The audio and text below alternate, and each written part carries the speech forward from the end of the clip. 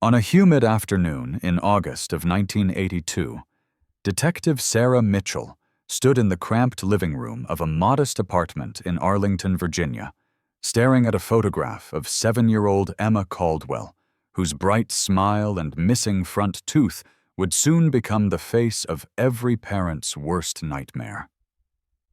The girl had vanished 3 hours earlier from the playground behind her elementary school, and what began as a routine missing persons investigation would accidentally expose one of the most sophisticated Soviet intelligence networks operating on American soil.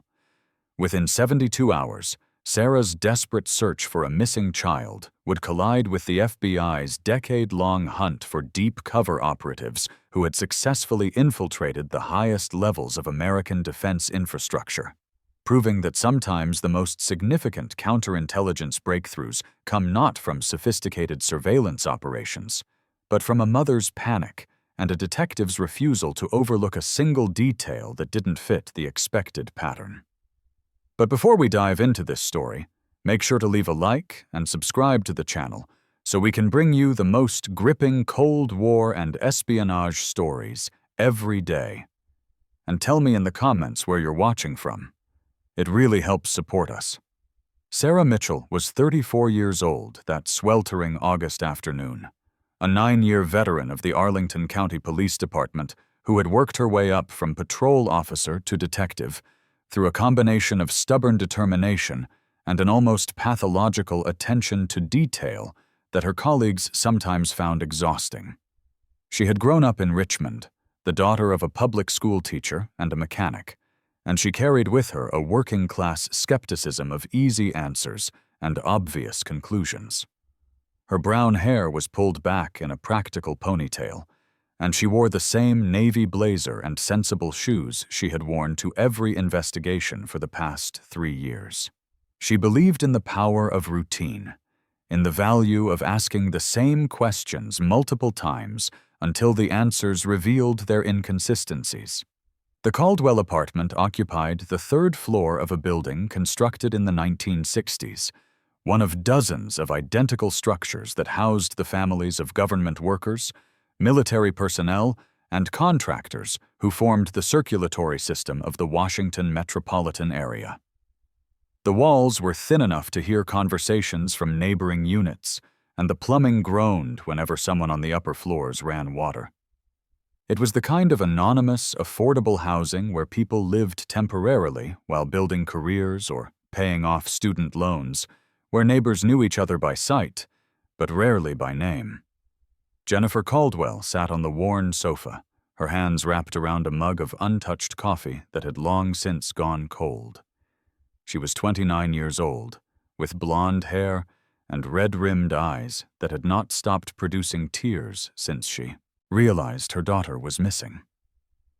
Her husband, David, stood by the window, his back rigid with the kind of tension that comes from feeling utterly helpless. He was a computer programmer for a defense contractor, working on systems that coordinated satellite communications, and his methodical mind kept running through scenarios and possibilities with the cold logic of someone trying to debug code.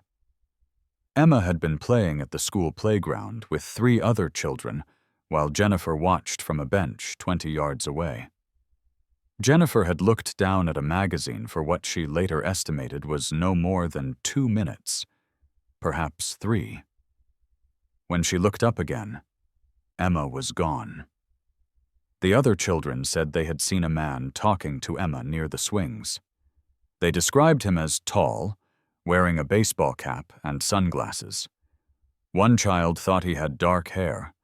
Another thought it might have been brown.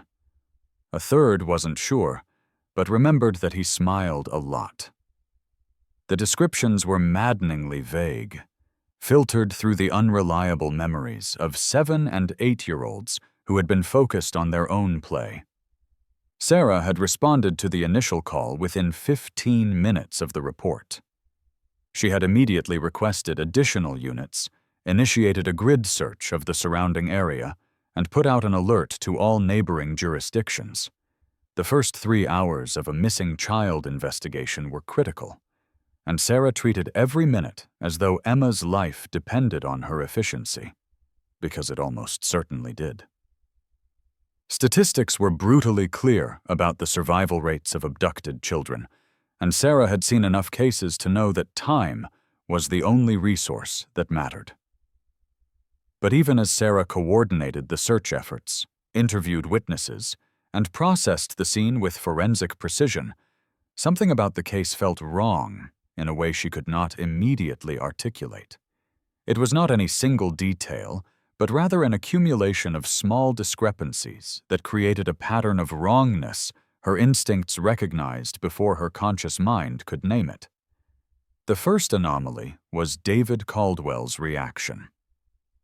Most parents in his situation exhibited one of two responses: frantic, uncontrolled panic that made them want to run out and search themselves, or a kind of shocked paralysis that left them unable to function at all.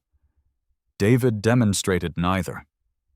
He was calm, almost eerily controlled, answering Sarah's questions with precise detail while maintaining a composure that seemed rehearsed. When Sarah asked him to describe his work, he provided a vague summary that mentioned computer systems and communication protocols, without offering any specifics about his employer or the nature of his projects. This was not unusual for people who worked in classified fields, but something about his evasiveness went beyond standard security consciousness. The second anomaly was the apartment itself. Sarah had been in hundreds of homes during her career, and she had developed an instinct for reading the physical spaces where people lived. The Caldwell apartment was clean, but strangely impersonal, as though it had been staged rather than inhabited. The photographs on the walls showed Emma at various ages, but there were no pictures of extended family, no wedding photos, no images that suggested a history beyond this nuclear unit. The books on the shelf were recent bestsellers, the kind of titles that appeared on airport racks, rather than the accumulated collection of volumes that reflected genuine interests or long-term reading habits. Even the refrigerator, covered with Emma's crayon drawings, felt somehow calculated, as though someone had deliberately created the appearance of normal family life without fully understanding its authentic texture. The third anomaly emerged when Sarah asked Jennifer about Emma's daily routine. Most mothers could recite their children's schedules with exhaustive detail, describing not just activities, but also preferences, friends, teachers, and the small rituals that structured young lives. Jennifer provided accurate information, but delivered it with a slight hesitation before each answer, as though she were retrieving data from memory rather than speaking from lived experience. The difference was subtle, barely noticeable. But Sarah had interviewed enough parents to recognize the distinction between someone describing their own child and someone reciting information they had memorized.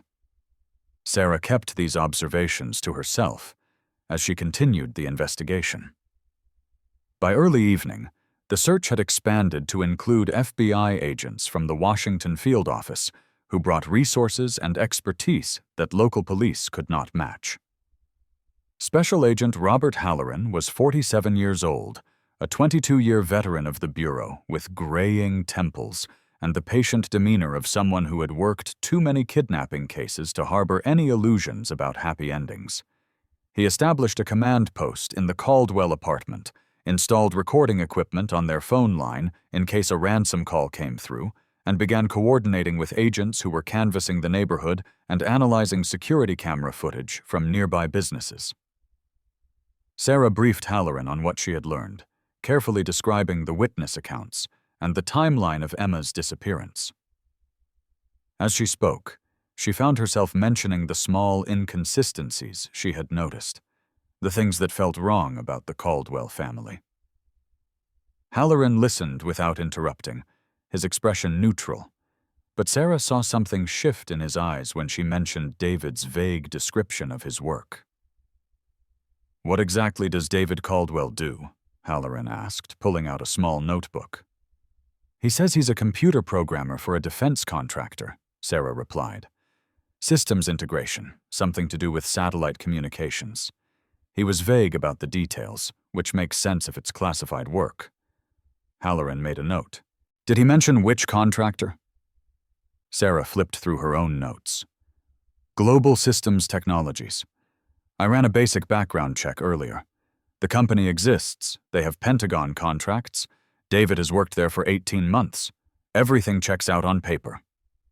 "On paper," Halloran repeated, and there was something in his tone that made Sarah pay closer attention. "What doesn't check out not on paper?" Sarah hesitated, aware that she was about to sound paranoid or incompetent. "It's nothing concrete, just a feeling. The way he talks about his work is too vague, even for someone with a security clearance.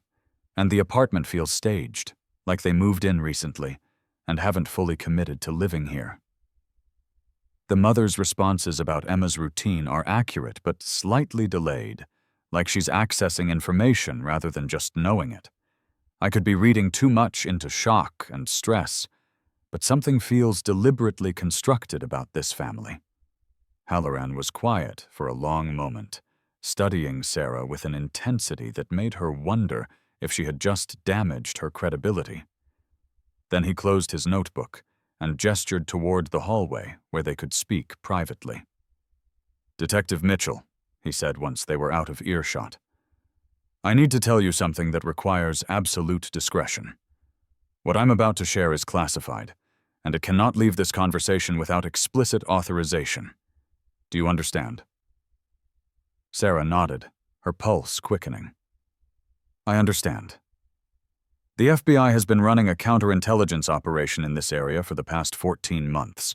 We have reason to believe that a Soviet intelligence network has established several deep cover operatives in the Washington suburbs, individuals who have assumed false identities and integrated into civilian life while gathering information on defense programs. These are not diplomats or trade representatives with official cover. These are illegals, officers of the KGB or GRU, who have been trained for years to pass as American citizens." Sarah felt her stomach drop as the implications crystallized. "You think the Caldwells are Soviet agents?" "I think," Halloran said carefully, "that David Caldwell's name appeared in a preliminary investigation 3 months ago when an analyst noticed irregularities in his employment history. His social security number checks out, his background investigation passed all standard protocols, but there were small inconsistencies in his educational records that raised questions. We had him under low-level surveillance, watching his patterns, but we hadn't identified any concrete evidence of espionage activity. Until now." "Until his daughter disappeared," Sarah said, and she felt a cold dread spreading through her chest. "You think this is related to his intelligence work? You think someone took Emma to pressure him or to expose him?" "I think," Halloran said, "that we need to consider all possibilities, including the possibility that Emma's disappearance is not what it appears to be." Sarah struggled to process what Halloran was suggesting. "Are you saying you don't think she was actually abducted? That this could be staged?" "I'm saying that Soviet intelligence operations are sophisticated and multi-layered.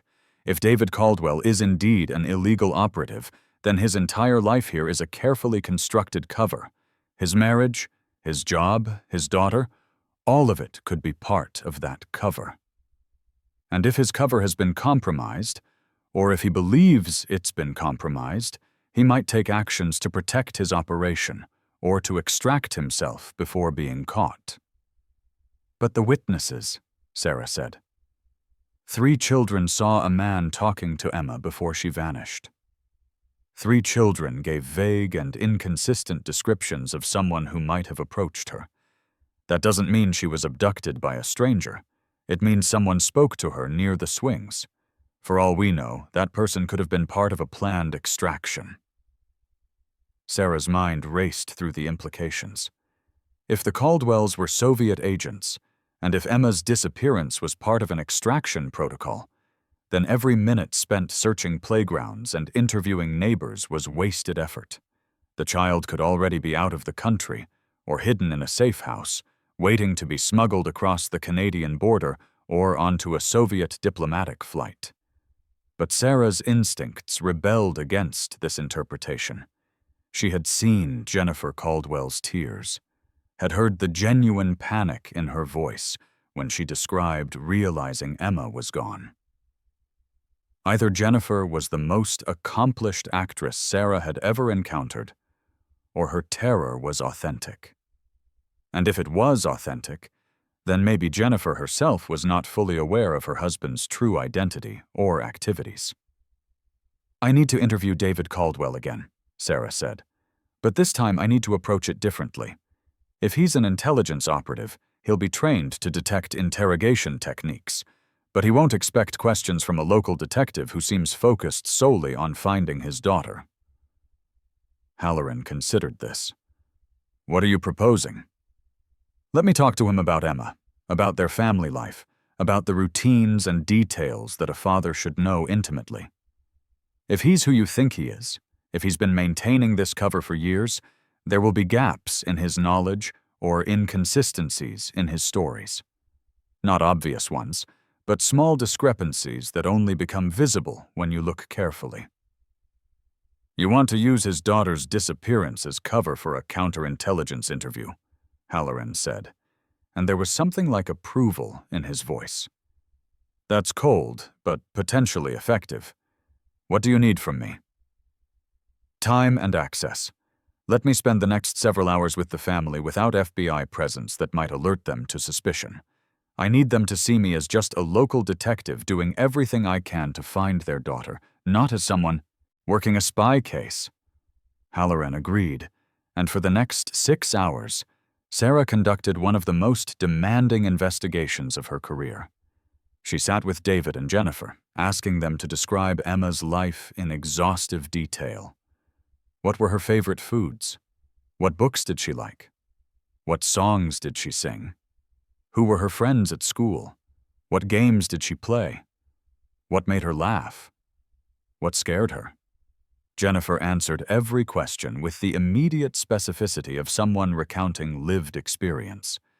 She described Emma's preference for grape jelly over strawberry, her habit of humming while she colored, her fear of thunderstorms, her love of stories about talking animals. The details poured out in an unstructured flow, the natural recollection of a mother who knew her child intimately. David's answers were different. He provided accurate information, but it came more slowly, as though he were accessing files rather than memories. When Sarah asked about Emma's favorite bedtime story, David said it was something about a bear, and had to think for several seconds before identifying it as corduroy. When Sarah asked what games Emma liked to play, David mentioned hide and seek and tag, generic activities that any child might enjoy. But he could not describe specific variations or rules that Emma had invented. His knowledge of his daughter was comprehensive, but somehow impersonal. The familiarity of someone who had studied a subject, rather than someone who had lived it. Around midnight, Sarah excused herself to use the bathroom, and as she passed through the narrow hallway, she noticed something she had overlooked during her initial walkthrough. The apartment had a small office space where David presumably worked from home, and through the partially open door, Sarah could see a desk with a computer and several technical manuals. What caught her attention was not the equipment itself, but rather a photograph on the desk that showed David standing with several other men in front of a building Sarah did not recognize. All the men were smiling, casual, dressed in business attire. It looked like a standard corporate photograph, the kind that appeared in annual reports or company newsletters. Except Sarah recognized one of the men in the photograph. She had seen his face 3 months earlier during a joint task force meeting on organized crime. Not because he was a criminal, But because he had been identified as a suspected Soviet intelligence officer operating under diplomatic cover at their United Nations mission in New York. The FBI had been monitoring him for years, documenting his contacts and movements, but had never gathered sufficient evidence to expel him or bring charges. Sarah memorized every detail of the photograph, then returned to the living room and continued her interview, as though nothing had changed. But everything had changed. If David Caldwell had connections to a known Soviet intelligence officer, then Halloran's suspicions were not just theoretical concerns. They were concrete reality. At 2 a.m, Sarah stepped outside to brief Halloran, who had been coordinating search efforts from a command vehicle parked 3 blocks away. She described the photograph and provided detailed descriptions of the men she had seen. Halloran immediately radioed agents to pull surveillance files and cross-reference the faces with known Soviet operatives. "We need to move on this," Sarah said. "If David realizes we're onto him, he'll destroy evidence or attempt to flee. But we also need to find Emma. If she's genuinely missing, if this isn't part of some extraction protocol, then she's in danger, and every hour matters." "Agreed," Halloran said. "But we need to be strategic. If we arrest David now, we might spook other members of his network. These operations typically involve multiple operatives working in coordinated cells.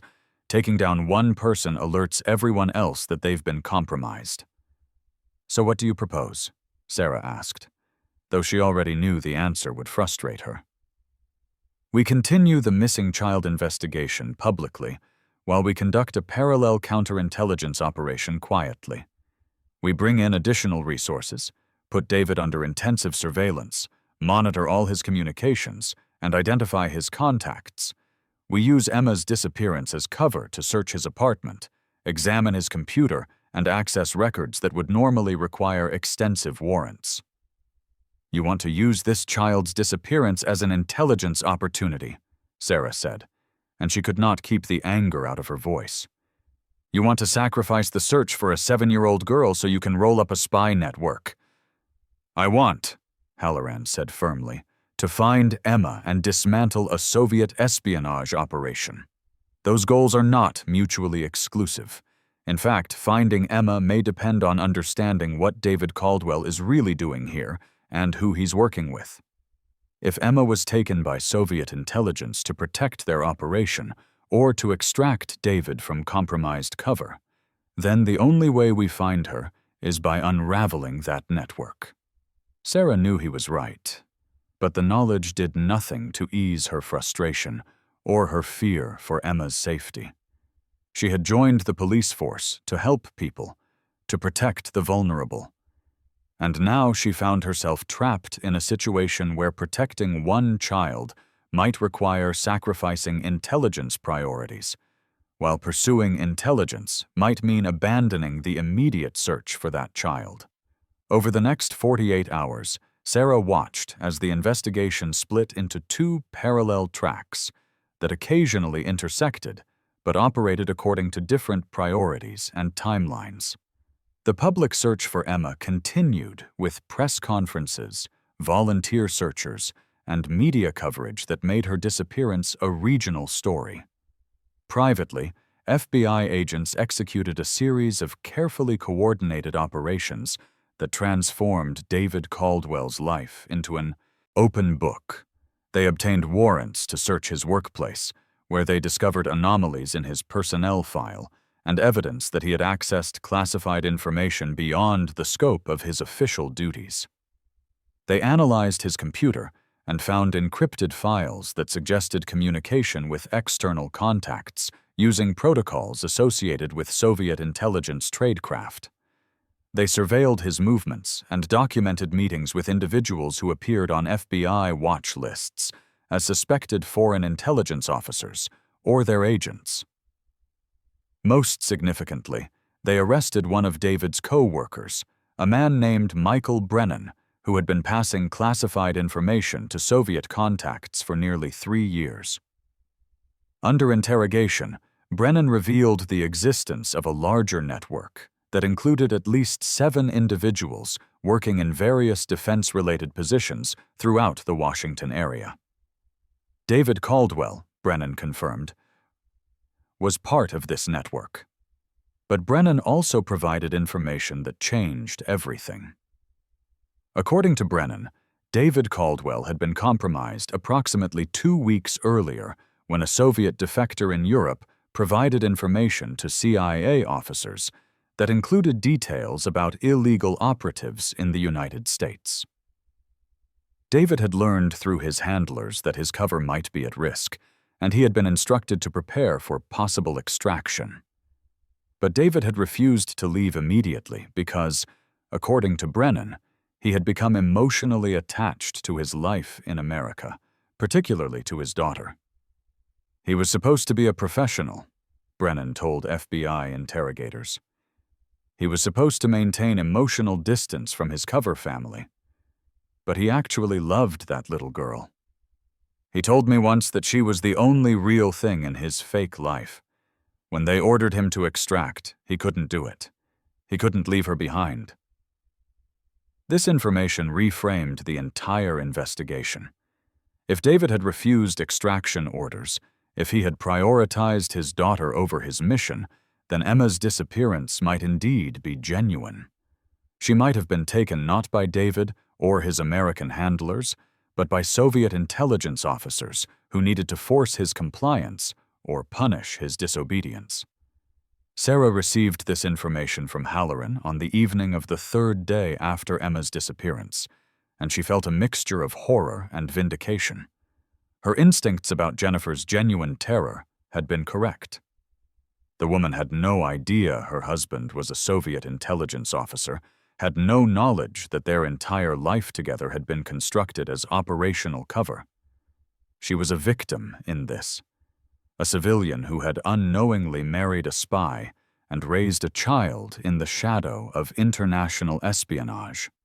But the revelation about David's emotional attachment to Emma also created a new avenue for investigation. If David loved his daughter, if he had refused to abandon her even when ordered to do so by his intelligence service, then he might be willing to cooperate if it meant finding her. Halloran made the decision to confront David that evening. He brought Sarah into the operation because he believed David might respond better to someone he perceived as sympathetic rather than to obvious federal agents. They approached David while he was alone in his apartment, Jennifer having gone to stay with a neighbor who offered support during what everyone still believed was a straightforward abduction case. "David," Halloran said, as they sat in the same living room where Sarah had conducted her initial interviews, "we know who you are. We know you're a Soviet intelligence officer operating under false identity. We know about your network, your contacts, your handlers. We have enough evidence to charge you with espionage, and you will spend the rest of your life in federal prison." David's face remained impassive, but Sarah saw his hands tighten slightly on the armrest of his chair. This was the moment when his training would either hold or collapse, when he would decide whether to maintain his cover or acknowledge the reality that it had been penetrated. "I don't know what you're talking about," David said, his voice flat and unconvincing. "I'm a computer programmer. I have a security clearance. You can verify everything about my background." "We have," Halloran replied. "And we found the seams where your legend was stitched together.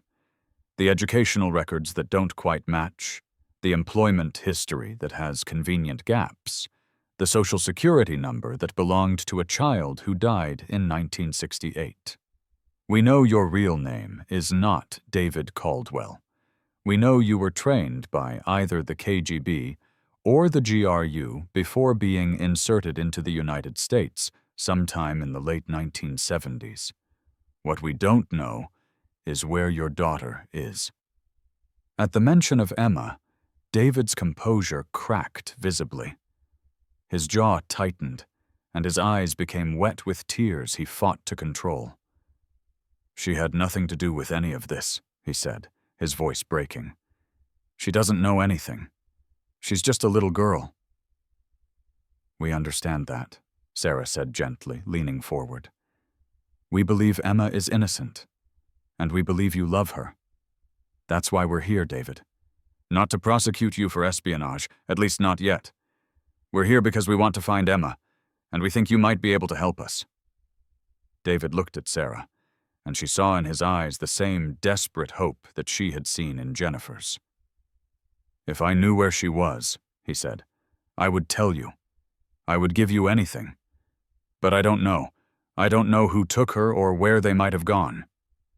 "But you have suspicions," Halloran said. "You know how your intelligence service operates. You know their protocols for handling compromised operatives. You know what they do when someone refuses extraction orders." David was silent for a long moment, clearly wrestling with the decision to break his training and violate his oath. Finally, he spoke, his voice barely above a whisper. "When an illegal operative refuses extraction, when they prioritize their cover life over the mission, the service considers them compromised. They become a liability. Standard protocol is to isolate the operative from emotional attachments that might cause further disobedience. If they can't convince the operative to extract voluntarily, they create circumstances that force extraction." "By taking his daughter," Sarah said, understanding flooding through her. "They took Emma to force you to comply with extraction orders." "Or to punish me for refusing," David said, and his voice was hollow with despair. "To remind me that loyalty to the service supersedes everything else, including family, including love." "Where would they take her?" Halloran asked. "What facilities or safe houses would they use?" David provided information that Sarah could barely process. He described a network of safe houses maintained by Soviet intelligence throughout the mid-Atlantic region, locations where operatives could hide, meet contacts, or wait for extraction. He named several Soviet diplomats who served as handlers for illegal networks, individuals who had immunity from prosecution but coordinated espionage activities from their official positions. He detailed communication protocols, dead drop locations, surveillance techniques, and operational procedures that had taken the FBI years to partially uncover. In exchange for this information, David asked only one thing: that they find Emma and protect Jennifer from prosecution or exposure. He accepted that his own life was over, that he would face trial and imprisonment for espionage. But he wanted his daughter safe, and his wife spared from the knowledge that she had unknowingly been part of an intelligence operation. The FBI mobilized resources across multiple jurisdictions based on David's information. They raided 6 safe houses simultaneously in Maryland, Virginia, and Pennsylvania. They arrested 4 Soviet diplomats who had been serving as handlers, declaring them persona non grata and initiating expulsion proceedings. They coordinated with Canadian authorities to close border-crossing points and monitor diplomatic flights that might be used for extraction. Emma was found 76 hours after her disappearance in a safe house in rural Pennsylvania, approximately 90 miles from Arlington. She was physically unharmed, but frightened and confused. The Soviet intelligence officers who had been guarding her were arrested as they attempted to transport her to a smaller airfield where a private plane was waiting to fly her to Canada. Sarah was present when Emma was reunited with Jennifer at a secure FBI facility. The moment was simultaneously joyful and heartbreaking. Jennifer held her daughter and sobbed with relief, while Sarah watched and knew that this family's ordeal was far from over. Jennifer would soon learn the truth about her husband's identity. Emma would grow up knowing her father was a Soviet spy. The life they had built together, the memories they had created, would all be recontextualized through the lens of espionage and deception. David Caldwell, whose real name was never publicly disclosed, was charged with espionage, conspiracy, and theft of classified information. He pled guilty to all charges in exchange for a reduced sentence and continued cooperation with FBI counterintelligence operations. He provided information that led to the identification and arrest of 17 additional Soviet intelligence officers operating in the United States, making it one of the most successful penetrations of a Soviet illegal network in the history of American counterintelligence. The case remained largely classified for years after the arrests. Public records indicated only that a child abduction case in Arlington had been successfully resolved, and that several foreign nationals had been arrested on espionage charges. The connection between Emma's disappearance and the larger intelligence operation was never officially confirmed, though investigative journalists would later piece together fragments of the story from court documents and anonymous sources. For Sarah Mitchell, the case transformed her understanding of the world she lived in. She had believed that police work involved clear distinctions between criminals and victims, between right and wrong. The Caldwell case showed her that reality was far more complex, that people could be simultaneously perpetrators and victims, that love could exist even within constructed lies, and that the Cold War being fought between superpowers played out in the lives of ordinary families who never chose to be part of that conflict. She received a commendation from the FBI for her role in the investigation, though the specific nature of her contribution was never detailed in public records. Director William Webster sent her a personal letter thanking her for her service to national security and noting that her attention to detail and investigative instincts had been crucial to the case's successful resolution. But Sarah kept thinking about Emma, about a 7-year-old girl who had been used as leverage in an intelligence operation, who had been taken from a playground because her father had committed the crime of loving her more than he loved his mission. She thought about Jennifer, whose entire marriage had been a carefully constructed deception, whose memories of falling in love and building a family were now forever tainted by the knowledge of what her husband had really been. Years later, after the Cold War ended and many classified files were eventually declassified, historians studying Soviet intelligence operations in the United States identified the Caldwell case as a turning point. The network that David's information helped dismantle had been one of the most successful illegal operations the KGB had ever established in America. The intelligence they had gathered about satellite, communications, weapons systems, and strategic defense initiatives had been transmitted to Moscow for nearly 5 years, shaping Soviet understanding of American military capabilities at a critical moment in the arms race. The case also highlighted the human cost of espionage, the way that intelligence operations destroyed not just political relationships, but personal ones, the way that the pursuit of national security objectives created victims who had never chosen to be part of any conflict. Emma Caldwell grew up knowing her father was in federal prison for espionage. Jennifer Caldwell learned that the man she had married did not exist, that the life they had shared had been constructed as operational cover, that she had been an unwitting participant in one of the longest-running intelligence deceptions ever conducted on American soil. David Caldwell served 18 years of his sentence before being released in a prisoner exchange that included several American intelligence officers held by the Soviet Union and later Russia. He returned to Moscow, where he was reportedly received with mixed feelings by intelligence services that viewed him as both a valuable asset who had successfully maintained cover for years and a failure who had allowed emotional attachments to compromise operational security. He never saw Emma again. Jennifer had obtained a divorce while he was in prison and had changed both their names, disappearing into the protective anonymity that the federal government offered to families of convicted spies. She raised Emma in a different city under different identities, trying to give her daughter a normal childhood, despite the extraordinary circumstances that had marked her early years.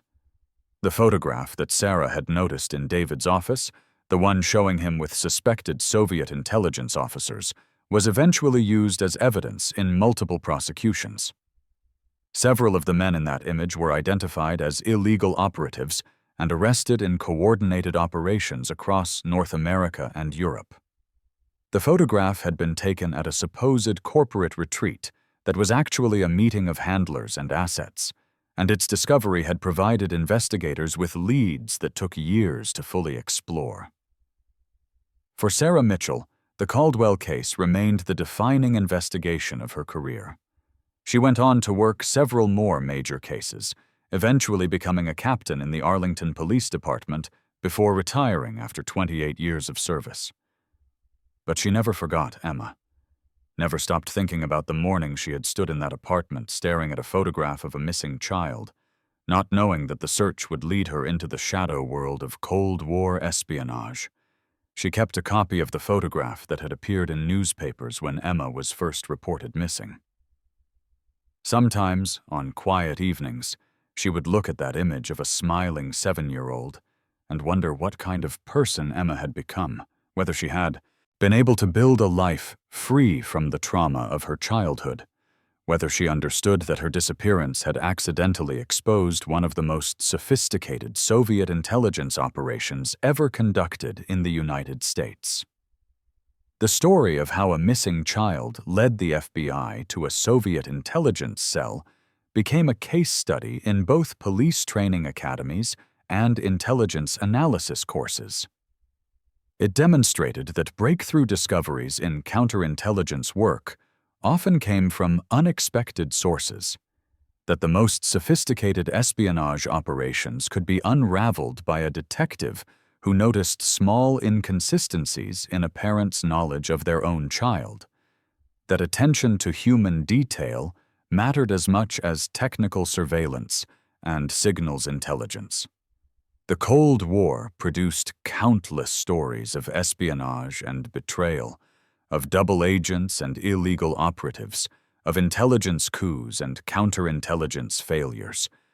But few cases illustrated as clearly the human cost of that conflict, the way that the struggle between superpowers played out in the lives of ordinary people who never chose to be soldiers in an ideological war. Emma Caldwell was one of thousands of children whose lives were shaped by the Cold War. But her story was unique in that her accidental role in exposing a Soviet intelligence network came about through no action of her own, through nothing more than being the daughter of a man who had made the mistake of letting love compromise operational discipline. In the classified files of the FBI, in the teaching materials of the CIA's training programs, in the historical archives that document the intelligence wars of the 20th century, the Caldwell case occupies a special place. It serves as a reminder that espionage is ultimately a human endeavor, conducted by people with emotions and attachments, and that the most carefully constructed covers can collapse when those emotions create conflicts between mission and family, between duty and love, between the false identity that serves operational needs and the authentic self that emerges despite decades of training to suppress it. And that concludes our story. If you made it this far, please share your thoughts in the comments. Don't forget to subscribe for more incredible stories and check out the video on screen. I'm sure you'll enjoy it. See you next time.